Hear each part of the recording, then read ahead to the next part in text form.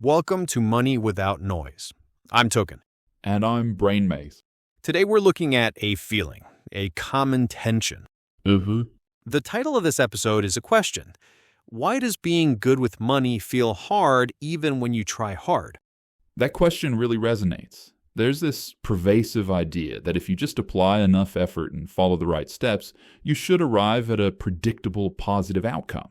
It's presented as a kind of formula.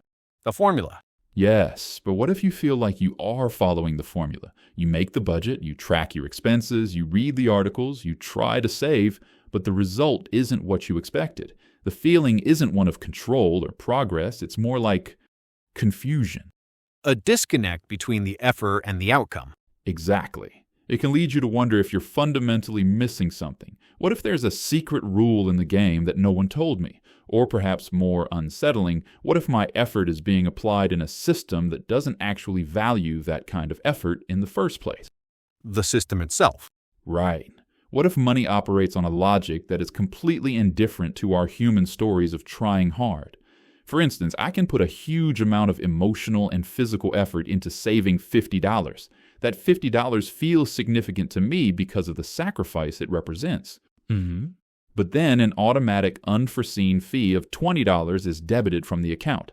The system simply sees a number minus another number. It doesn't see the effort. It doesn't register the story. The outcome is just a calculation, and that can feel invalidating. It makes the effort seem pointless. The human layer is not part of the calculation. Not at all. And that raises another thought. What if the difficulty isn't in the actions themselves, but in the environment in which we perform those actions? It's like trying to row a boat upstream. My technique might be perfect, my effort might be immense, but the current is a constant, opposing force. Right, an opposing force. Yes, things like inflation or wages not keeping pace with costs, or just the simple mismatch between when money comes in and when it needs to go out. These aren't personal failings. They're just conditions of the water. But when you're the one rowing, it feels personal. It feels like your own weakness. So there is a feeling of personal responsibility for systemic behavior. I think that's at the heart of it. We internalize the friction. If the plan doesn't work, we assume the plan was bad or our execution of it was flawed. What if sometimes the plan was fine, the execution was fine, but the context in which it operates is just turbulent?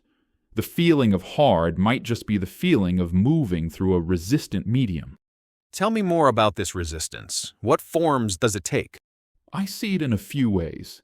There's an internal resistance from our own minds. We're wired for a world that no longer exists, a world of immediate scarcity and reward. Our brains are not naturally adapted for long-term, abstract concepts like compound interest.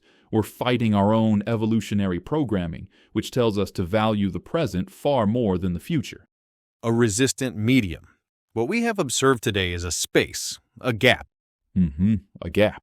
Between the personal story of our effort and the impersonal behavior of the money system. The feeling of hard seems to live in that gap. It is the friction between our intent and the system's mechanics, between our sense of what should be and the simple reality of what is.